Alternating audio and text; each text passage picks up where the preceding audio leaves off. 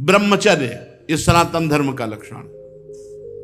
सत्य, दया, तपस्या, शौच, तितिक्षा, उचित अनुचित का विचार, मन का संयम, इंद्रियों का संयम, और 9वां अहिंसा, और 10वां ब्रह्मचर्य।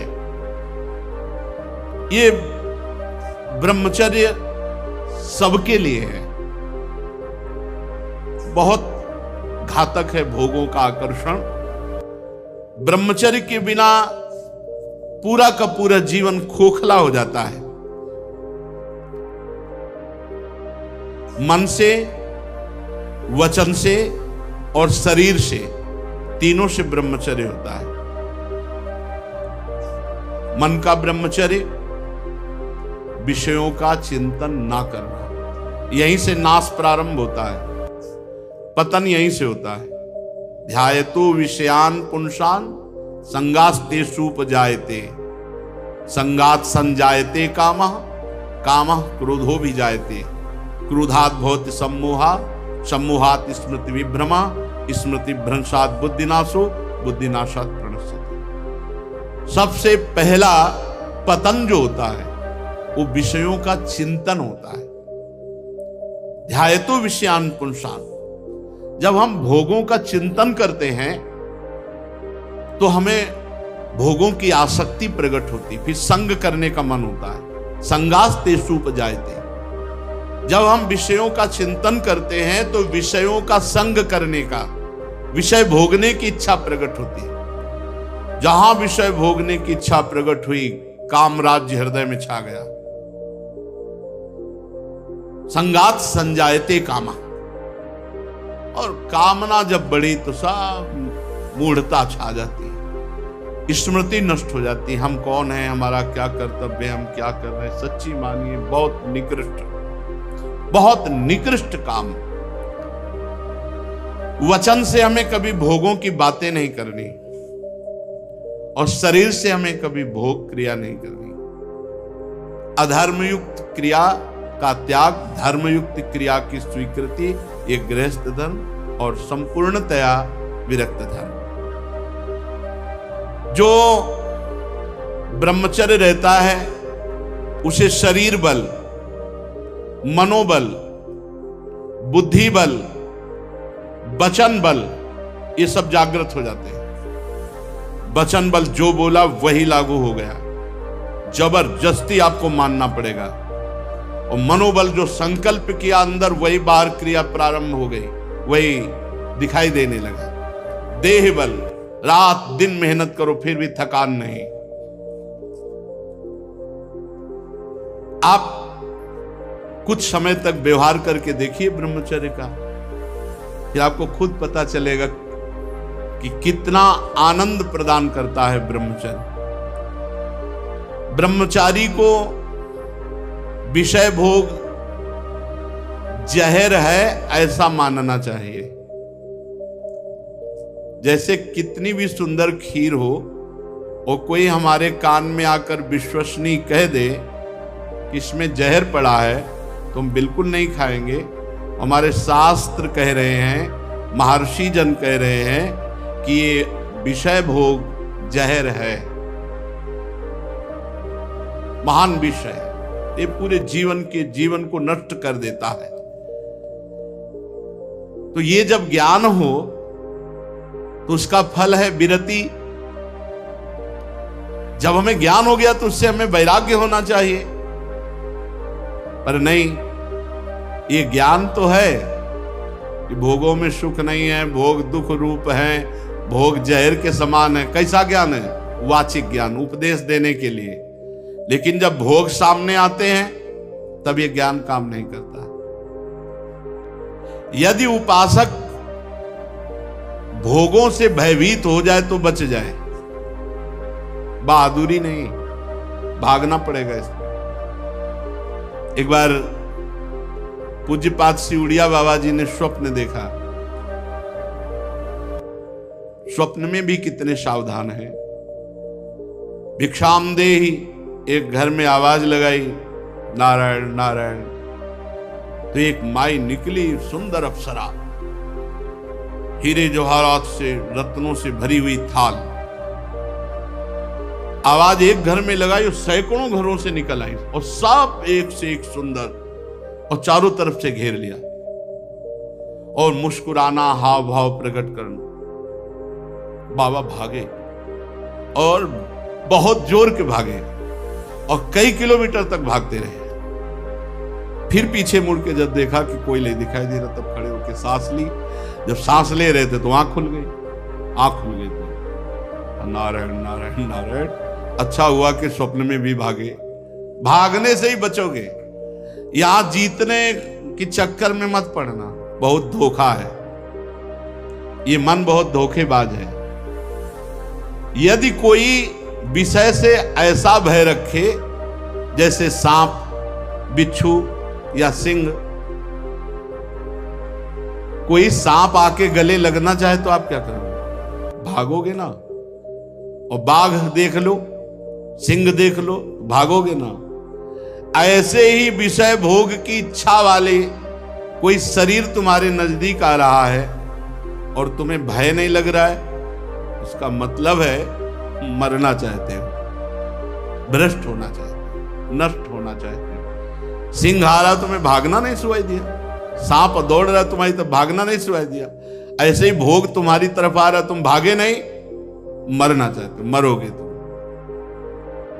कोआ मदांधो मदना तुरुआ, भगवान शंकराचार्य जी से पूछा, को अंधों में बड़ा अंधा कौन है?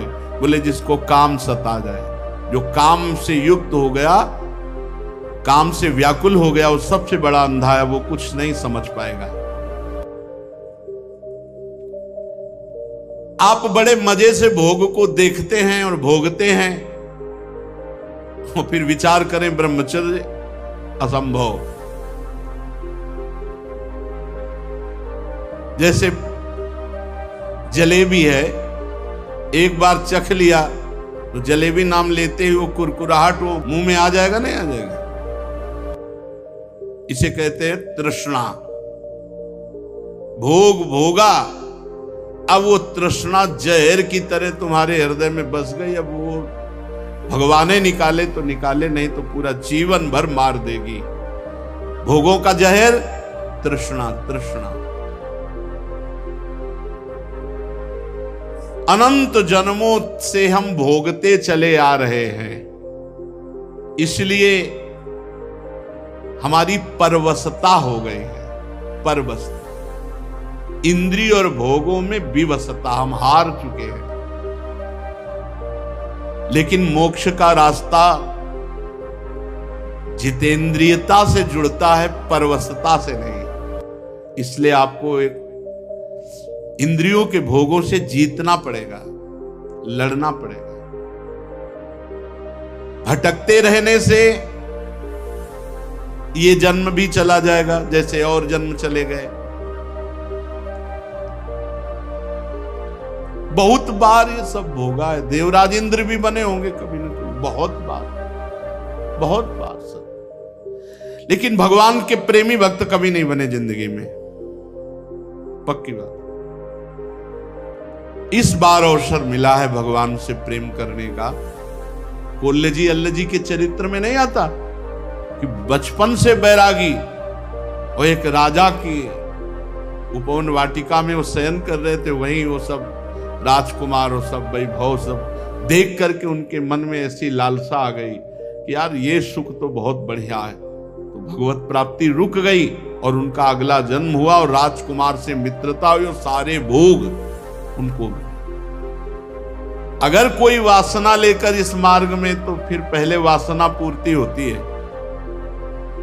ये मन मकड़ी के जाले की तरह वासना बुनता रहता है, छोड़ दो इसे, बस ये अपना काम करता है और हमको फंसाता है। जाल ये बुनता है और फंसाता हमको है।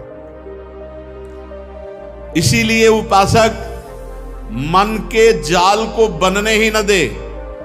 राधा राधा राधा राधा, वो कहेगा नहीं सुनो ऐसे से ऐसा, राधा राधा, वो आपको फंसा नहीं पाएगा। ये तमोगुणी राक्षसी आहार विहार करके आप सच्चिदानंद भगवान को नहीं नहीं मान जाओ। जहां प्याज लहसुन जैसे ये तमोगुण होने के कारण बहुत पवित्र वस्तु की तरह प्रकट होते हैं, कोई अपवित्र वस्तु थोड़ी।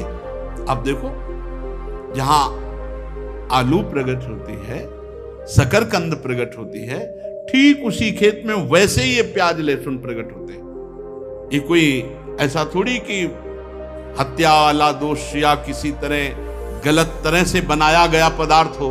ये तो प्राकृतिक है, पर इसका गुण घोर तमोगुण है। बस तमोगुण के कारण इसका त्याग किया गया है। इसीलिए संत महात्मा जन इसका त्याग करते, तमोगुणी आहार इसको नहीं पाते। फिर जहां और राक्षसी प्रवृत्ति के आहार विहार है, तो फिर वो ये मन मकड़ी की तरह जाला बुनता और हमको फंसाता है। ये छह हमको हर समय फंसाए रखते हैं, काम क्रोध लोभ मोह मद मत्सर। यदि ब्रह्मचर्य रहना है तो हमें बहुत संभालना है तीन को। वाणी से हमको कभी भी ब्रह्मचर्यहीनता वाली बातें नहीं करनी। बहुत बिल्कुल अनुभव की बात कह रहे हैं, अगर आपको जम जाए तो निकल जाओगे। किसी भी तरह से अश्लील बात, गंदी बात वाणी से नहीं निकालनी। मौन हो जाओ, मत बोलो। बहुत चीजें ऐसी होती हैं जो अनुभव करके बोली जाती हैं। वाणी से आप रोज किसी से कहो झूठी ऐसे, मैं आपके बिना नहीं जी सकता, मैं आपके बिना नहीं जी सकता। एक दिन आपके मन में आ जाएगा, मैं आपके बिना नहीं जी सकता। एक दिन आप स्वीकृति स्वयं में कर लेंगे कि मैं आपके बिना नहीं जी सकता। वाणी से बोलते रहो, तुम देख लेना, एक दिन किसी एक से बोलते रहो, मैं आपके बिना नहीं जी सकता। फिर दूसरे दिन बोलना, मैं आपके, कुछ दिन में मन से आ जाएगा, मैं आपके बिना नहीं जी सकता। फिर स्वयं में आ जाएगा, मैं आपके बिना नहीं जी सकता। जब हम वाणी से गंदी बातें करते हैं तो तुरंत मन उसका चिंतन करता है और वो उल्लसित हो जाता है। इसलिए वाणी से पहला ब्रह्मचर्य। हमें रसना कटो जो अन्न रटो। अन्न बात जो प्रियालाल से विमुख करने वाली बात, जो कुत्सित बात, विकारें, जो विकार बढ़ाने वाली गंदी बात है, वो हमें नहीं करनी। नियम ले लो, नहीं करनी। आज से नियम ले लेते। जितने लोग कथा सुन रहे हैं, कोई इसमें पैसा लगने की बात नहीं। वाणी से हम गंदी बात, अश्लील बात, गलत बात नहीं बोलेंगे। वाणी का ब्रह्मचर्य। वाणी से गंदी बात नहीं बोलेंगे, अश्लील बात नहीं बोलेंगे, जो भगवत विमुख करने वाली बात है हम नहीं बोलेंगे। नियम ले लो, कोई कसम खाने की बात थोड़ी है। नियम ले लो, जहां ऐसी बात आवे आप मौन हो जाओ। दूसरी बात, श्रवणेंद्री से हम कभी अश्लील बात नहीं सुनेंगे, गंदी बात नहीं सुनेंगे। बहुत प्रभाव पड़ता है, बहुत प्रभाव पड़ता है। श्रवणेंद्री से जो हम सुनते हैं उसका तत्काल मन पकड़ करके मनन करता है और वो उसी तरफ चल पड़ता है जिस तरफ की बात हम सुनते हैं। और नेत्रेंद्री से जो हम देखते हैं वो बहुत तुरंत प्रभाव पड़ता है। देखो, नेत्रेंद्री से ऐसी कोई ग्रंथ मत पढ़ो, कॉपी, ऐसी पुस्तिका जो ब्रह्मचर्यहीनता वाली है। ऐसे कोई दृश्य मोबाइल से मत देखो जो ब्रह्मचर्यहीनता वाले हैं। ऐसे कोई दृश्य बाहर मत देखो, पशु पक्षी आदि मैथुन करते हुए, ऐसे कभी मत देखो। इसका बहुत बड़ा प्रभाव होता है। अगर इन तीन का संयम कर सको तो आपके ब्रह्मचर्य में बहुत लाभ मिलेगा। पहला वाणी से, दूसरा श्रवणेंद्री से, तीसरा नेत्रेंद्री से। और खास बात यह है कि जिससे हमारा ब्रह्मचर्य नष्ट होता है उससे सानिध्य न देकर, ऐसी कोई क्रिया, ऐसे कोई व्यक्ति का संयोग जो हमारे ब्रह्मचर्य का घात करे, बहुत बहुत सावधान है। पर ये ऐसा दलदल है कि एक बार जो फंस गया भगवान ही निकाल सकते हैं। जिस समय मन अपने स्वरूप में आया वो सब करवा लेगा। बहुत विचित्र है, बहुत विचित्र है, बहुत विचित्र मन का खेल। हमें ऐसा कोई रिश्ता नाता, कोई संबंध जो हमारे ब्रह्मचर्य को नष्ट कर रहा है, दूरी बनानी चाहिए। और भोजन का ब्रह्मचर्य पर बहुत बड़ा प्रभाव है। यदि आप अधिक मिर्च वाली घर में ही बना के करें, अधिक मिर्च वाली, अधिक तेल घी वाली ये पदार्थ पाएंगे तो ब्रह्मचर्य स्वाभाविक नष्ट हो जाएगा बिना किसी क्रिया के। ब्रह्मचारी को एक बीमार की तरह भोजन पाना चाहिए।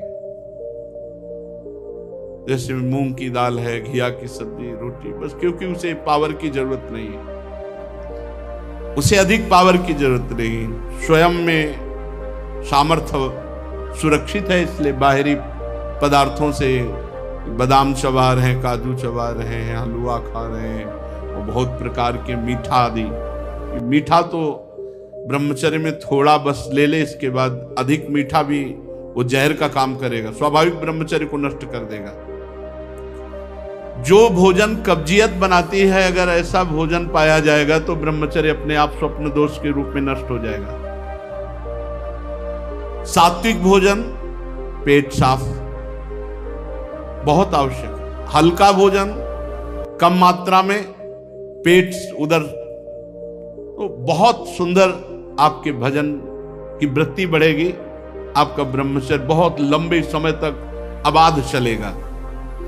बाजार की वस्तु तो ब्रह्मचारी को, ब्रह्मचारी होकर बाजार की वस्तु तो मुझे समझ नहीं आता। बाजार की वस्तु तो नहीं खाना चाहिए, बनी हुई, बाजार की वस्तुएं बनी हुई।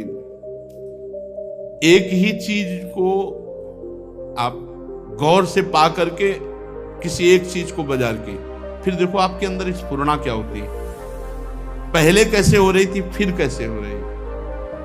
और आप पवित्र भोग लगा के श्री जी को पा के फिर देखो कैसी स्फुरणा हो रही भजन की। भजन परम पवित्र वस्तु, ऐसे थोड़ी होता। जहां तहां अन्न खात सखी कहत आपकात, सकल देव से द्वंद जात रात सर्व सोई। सेवक जी महाराज जहां तहां अन्न खात, बाजार का भोजन हो, बोले ब्रह्मचारी जी है, नहीं हो पाएगा भाई, ब्रह्मचर्य नहीं हो पाएगा। हाँ, नाम लिख सकते हो, टाइटल तो बन सकता है, लेकिन सही माने में आपका ब्रह्मचर्य, जब तक आपका आहार शुद्ध, अगर अपने धर्म को सुरक्षित रखना चाहते हो तो बाजार का भोजन। और छोटे छोटे बच्चों में बहुत सी गलतियां ऐसी आ चुकी हैं जो उनके जीवन को नष्ट कर रही हैं। हमें ऐसे कई बच्चे मिले हैं, तो माता पिता को चाहिए कि छोटे बच्चों से भी मित्रता का व्यवहार करें, उनको इतना फ्री करें कि वो आपसे अपनी बात बता सकें और आप उनको सही दिशा दे सकें। नहीं, जैसे 13-14 वर्ष के बच्चे हैं और ये गंदी क्रिया कर रहे हैं, इनका जीवन बहुत बुरी तरह नष्ट हो जाएगा, ये गृहस्थी लायक नहीं रहेंगे। विरक्ति तो बहुत बड़ी बात रह गई, ये गृहस्थी लायक नहीं रहेंगे, संतान उत्पन्न करने लायक नहीं रहेंगे। इसलिए माता पिता को चाहिए कि अपने बच्चों से फ्रेंड की तरह, दोस्त की तरह बात करें, उनको इतना उत्साह दें कि उनके अंदर जो गलती है वो पकड़ लें और प्यार से समझा दें।